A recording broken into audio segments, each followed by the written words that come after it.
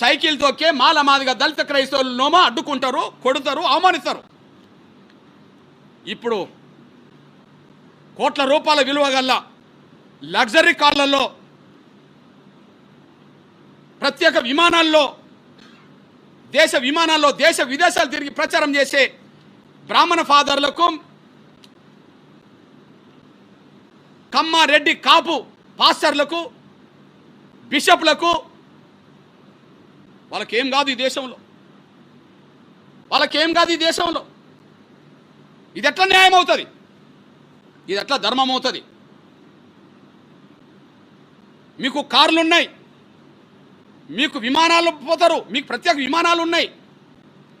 మీరొక్క దిక్కు ప్రార్థన పేరుతో కూటమి పెడితే రాష్ట్రం దేశం మొత్తం మీద లైవ్ల ద్వారా చూపించుకుంటారు.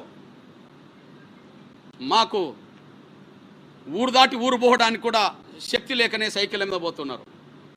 వీళ్ళు మీకు శత్రువులు అవుతాండ్రు. మా దళిత క్రైస్తవుల మీద, మా పేద వర్గాల మీద దాడులు ఆపాలి. మీకు చేతనవుతే విమానాల్లో మీద పోయేటోళ్ళ గురించి ఆలోచించండి.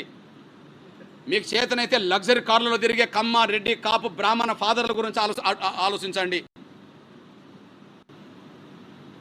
అంతేగాని దళిత క్రైస్తవుల జోలికి వస్తే మౌనంగా ఉండలేము.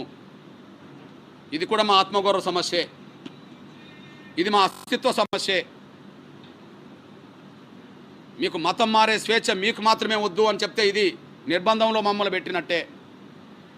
4 గోడల మధ్యలో పిల్లిని బంధించి కొట్టాలనుకున్న పిల్లి ఎదురు దొరుకుతుంది. 4 గోడల మధ్యలో పిల్లిని బంధించి కొట్టాలన్న కూడా, చంపాలన్న కూడా పిల్లి ఎదురు తిరుగుతుంది. అందరికీ స్వేచ్ఛనిస్తాం కానీ దళితులకు మాత్రం ఇవ్వమని చెప్పి దళితులను వేధిస్తే, దళితుల హక్కులను తీసేసే ప్రయత్నం చేస్తే మౌనంగా ఉండలేరు.